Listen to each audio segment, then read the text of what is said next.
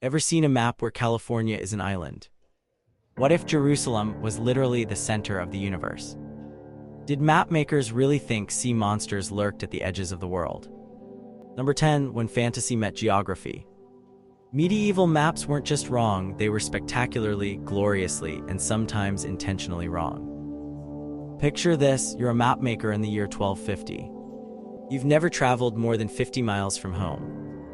Nobody you know has circumnavigated the globe.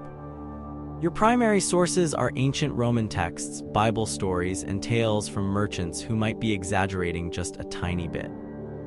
What would your map look like? The answer is fascinating. Medieval cartographers created beautiful, bizarre representations of the world that blended fact with fiction, biblical narratives with classical myths, and genuine geographic knowledge with pure artistic imagination. The result? Maps where Jerusalem sits at the exact center of the world, where the Garden of Eden is a real location in Asia, and where the edges of known lands fade into illustrations of terrifying monsters and mythical kingdoms. Take the famous Hereford Mappa Mundi from around 1300. This massive map, still preserved in Hereford Cathedral in England, shows a circular world centered on Jerusalem with Europe, Asia, and Africa arranged around it. The Mediterranean Sea cuts through the center like a T, while a circular ocean forms an O around the landmass, creating what scholars call a TO map. The Hereford map includes over 1,000 inscriptions, showing everything from biblical events to strange creatures believed to inhabit distant lands. But these weren't just errors of ignorance. Medieval mapmakers were creating visual encyclopedias that represented their understanding of the world in both physical and spiritual terms. Maps weren't just navigation tools, they were cosmic diagrams explaining humanity's place in God's creation. Number 9. The center cannot hold, but Jerusalem can. Why was Jerusalem at the center of so many medieval maps? The answer reveals how mapmaking reflected medieval worldviews. Jerusalem wasn't just geographically central, it was spiritually central. As the site of Christ's crucifixion and resurrection, medieval Christians saw it as the literal and spiritual axis of the world. The Psalms even provided textual evidence. God is my king from of old, who works deeds of deliverance in the midst of the earth. Psalm chapter 74, verse 12. Medieval geographers interpreted midst of the earth quite literally. The 12th century scholar Hugh of St. Victor wrote that Jerusalem is the navel of the world, a belief visually reinforced on countless maps. This wasn't pure fantasy. Jerusalem does sit at a crucial crossroads between Europe, Asia, and Africa. Medieval travelers and pilgrims regularly journeyed there, bringing back geographic information. But its central placement had as much to do with theology as topography. The Crusades intensified this focus. As European powers fought to control the Holy Land, maps became propaganda tools emphasizing Jerusalem's importance. Matthew Paris, a 13th century English monk, created maps specifically showing routes from London to Jerusalem for pilgrims. These maps compressed or eliminated less important areas while expanding sacred sites. Yet not all medieval cultures centered their maps on Jerusalem. Islamic cartographers often placed Mecca at the center of their world maps. Chinese mapmakers naturally positioned China centrally. Each civilization mapped the world according to its own cultural perspective, a practice we still follow today in subtler ways. Number 8. Here be dragons. No, really. The phrase, "here be dragons," has become shorthand for unknown territories, but did medieval maps actually label unexplored regions this way? Not exactly, but they did something even more dramatic. They filled the margins and unknown spaces with an entire menagerie of monsters, mythical beings, and marvels. The Carta Marina, created by Swedish ecclesiastic Olaus Magnus in 1539, is perhaps the most monster-packed map of the era. The seas surrounding Scandinavia teem with fantastic creatures: a sea serpent attacking a ship, a lobster dragging a man to his doom, and whales so large sailors mistake them for islands. These weren't just decorative elements, many people genuinely believed such creatures existed. Sea monsters on maps served multiple purposes. First, they filled empty spaces that otherwise might look incomplete. Horror vacui, fear of empty space, was a real design principle. Second, they warned of genuine dangers in uncharted waters. Third, they reinforced the medieval worldview that beyond the boundaries of civilization lurked physical and moral perils. But monsters weren't confined to the oceans. Land-based maps featured bizarre humanoid races believed to inhabit distant corners of the world. The Hereford Mappa Mundi includes blemised, headless men with faces on their chests, cyopods, people with one giant foot they used as an umbrella, and panote, humans with enormous ears they could wrap around themselves like blankets. These weren't pure fiction to medieval minds. Such creatures appeared in respected classical texts like Pliny's Natural History. Marco Polo's accounts of Asia described dog-headed people. When medieval mapmakers included these creatures, they were incorporating what they considered reliable information from authoritative sources. Number 7, the flat Earth myth. That's actually a myth. Did medieval people actually think the Earth was flat? This persistent modern myth about medieval geography is itself a cartographic error. Educated people in medieval Europe absolutely knew the Earth was spherical. This knowledge hadn't been lost since ancient Greek times. In fact, it was standard in medieval universities. Scholars like Thomas Aquinas, Hildegard of Bingen, and Roger Bacon all discussed Earth as a sphere.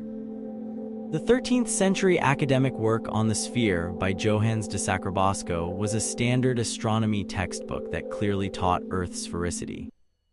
Christopher Columbus didn't need to prove the Earth was round. He was disputing its circumference, and he was wrong, while his critics were right about the distance to Asia. So why do circular, flat-looking medieval maps confuse us? These Mappi Mundi weren't trying to accurately represent the globe's shape. They were schematic diagrams conveying religious and philosophical concepts. It's like criticizing a modern subway map for not showing the Earth's curvature. Some maps, called zonal maps, even directly addressed Earth's sphericity by showing how the planet was divided into climate zones.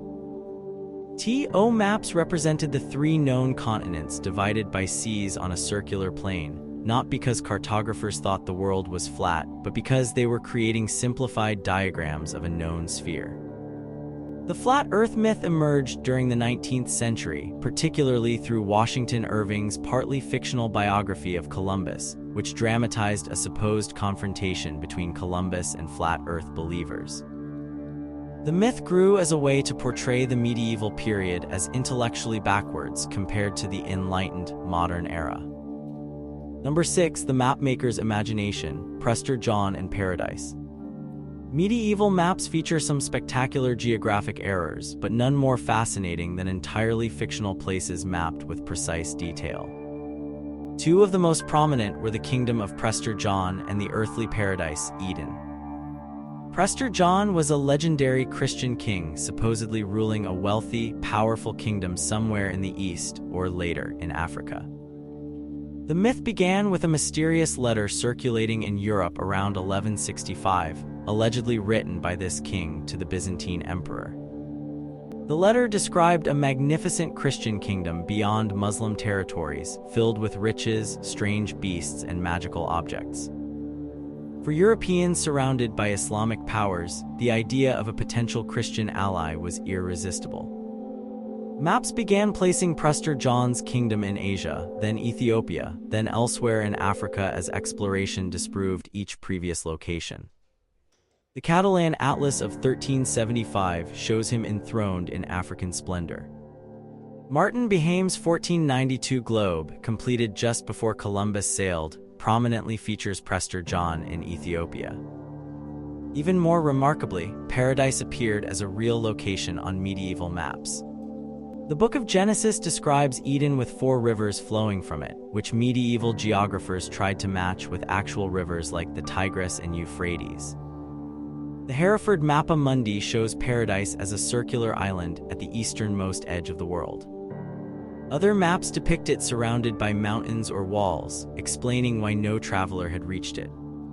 Andrea Bianco's 1436 map shows Paradise as a walled enclosure in the Far East. Fra Mauro's 1459 world map, however, notes that paradise is not in this world and deliberately omits it, showing geographic thinking was evolving toward the modern era. Yet these fictional places reveal something crucial about medieval mapping. It wasn't just about physical geography, but about mapping theological truths and cultural hopes onto physical space. Number 5. Strange shapes in phantom islands.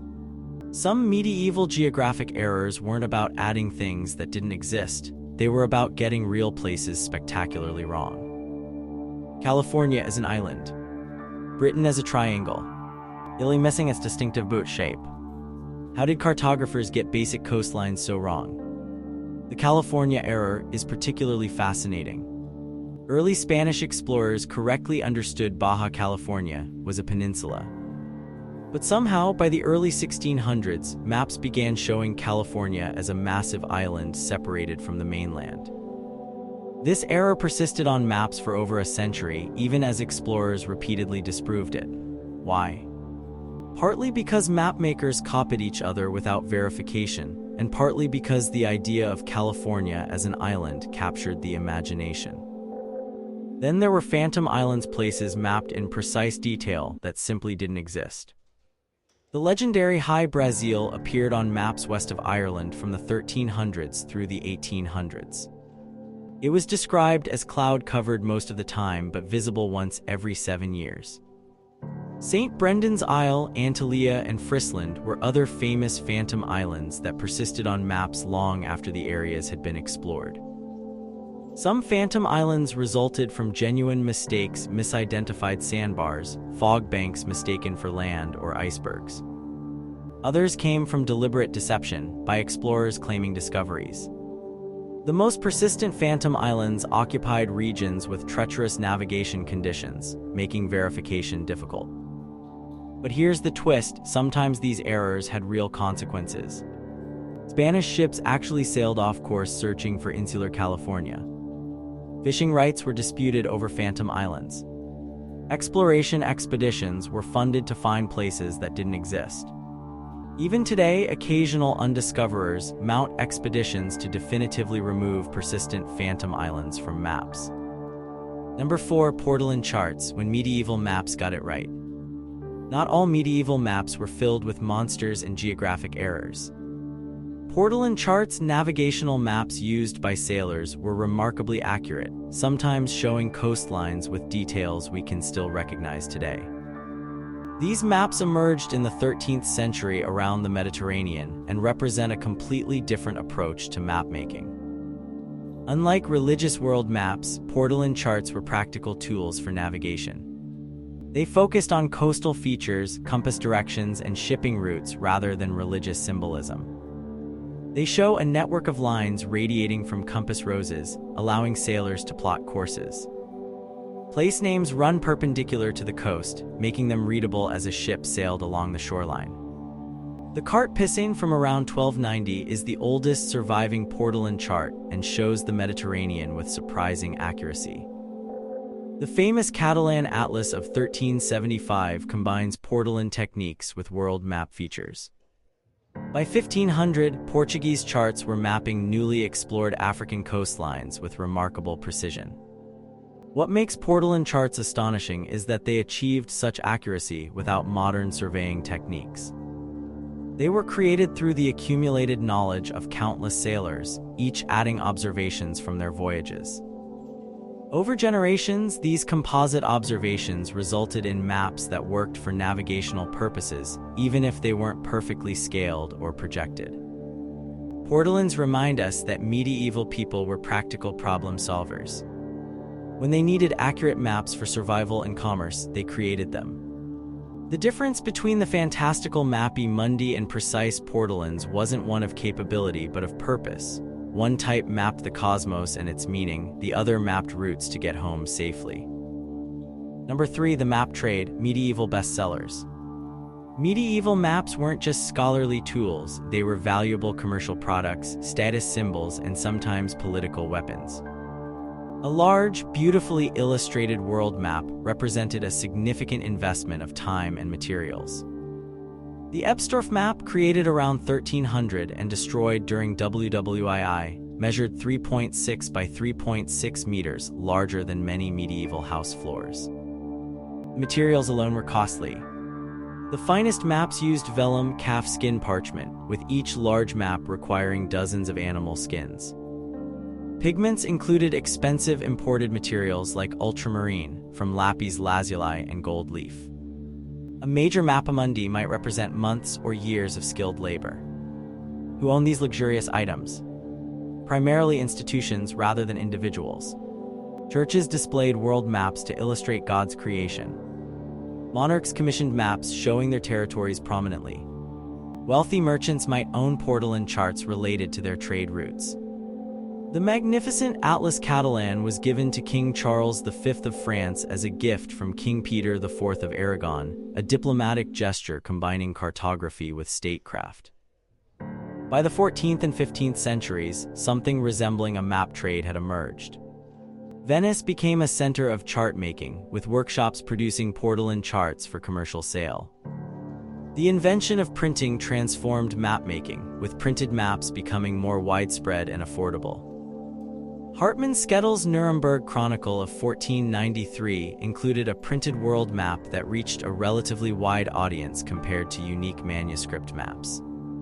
Maps also functioned as political tools. When Pope Alexander VI divided newly discovered territories between Spain and Portugal with the Treaty of Tordesillas in 1494, maps became crucial documents defining imperial claims. The ability to map territory increasingly meant the power to claim it. Number 2, Mappa Mundi, the medieval universe on parchment. The great medieval world maps, Mappa Mundi, were far more than geographical documents. They were visual encyclopedias of medieval knowledge, blending geography with history, theology, ethnography, zoology, and countless other disciplines. Looking at one was like browsing a medieval Wikipedia, rendered in a single stunning image. The Ebsdorf map c. 1300 literally incorporated Christ's body into the world's geography. His head appeared at the top east, his feet at the bottom west, and his hands at the north and south. The message was clear: the physical world existed within the divine body. Biblical events were positioned in their presumed locations: Noah's Ark on Mount Ararat, the Tower of Babel in Mesopotamia. These maps were arranged hierarchically, not just geographically. The East, usually placed at the top, was considered superior to the West, reflecting the belief that humanity began in the East with Eden and would end in the West with the Apocalypse. This directional symbolism corresponds to the sun's movement and Christ's expected second coming from the east. Time collapsed on these maps. They showed contemporary cities alongside biblical locations and legendary places. The past, present, and future occupied the same visual space, creating a cosmic view of history rather than a snapshot of contemporary geography. Color conveyed meaning beyond decoration. Red Sea was actually colored red. Rivers were often blue, mountains green or brown. These colors weren't just aesthetic choices, they were memory aids in an age before widespread literacy, helping viewers navigate the map's complex information. For medieval viewers, these maps answered fundamental questions. Where did we come from? What is our place in creation? Where is history headed? Far from being simply wrong versions of modern maps, they were sophisticated visual documents addressing different questions than our maps do today. Number 1. When modern mapping began. The transition from medieval to modern mapping wasn't a sudden revolution, but a gradual evolution with many turning points.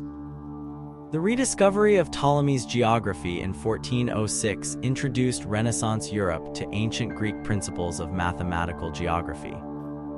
Ptolemy's system of latitude and longitude provided a framework for more accurate mapping, though ironically some of his geographic information was less accurate than contemporary knowledge.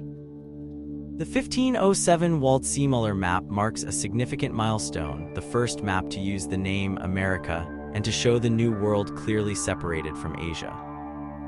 Martin Wald-Seemuller and his colleagues synthesized reports from explorers to create a New World image that broke decisively with medieval traditions.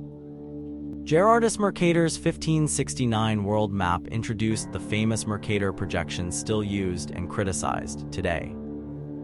This mathematical projection allowed consistent compass bearings for navigation vital for the age of exploration, though it distorted land sizes near the poles.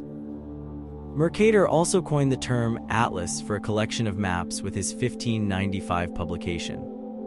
By 1600, maps increasingly resembled modern cartographic products, focusing on accurate geographic representation rather than religious symbolism. Yet changes were uneven. Sea monsters slowly disappeared from charts, but the mythical mountains of the moon remained on maps of Africa until the 19th century. California stubbornly remained an island on some maps until 1747, when King Ferdinand VI of Spain issued a royal decree stating, "California is not an island." What truly ended medieval mapping was not a single discovery, but a methodological revolution, the application of scientific principles to map-making. Triangulation surveys, accurate astronomical observations, and eventually aerial photography transformed cartography from an art blending fact and imagination into a science striving for objective accuracy. Yet looking back at medieval maps offers a humbling perspective. What certainties on our own maps might future generations find as fanciful as sea monsters? What blank spaces on our cosmic maps might we be filling with modern equivalents of dragons? And how do our own maps reflect our values and worldview in ways we might not even recognize? Did medieval mapmakers know more than we give them credit for? Are we just as blinded by our own cultural assumptions when we create maps today?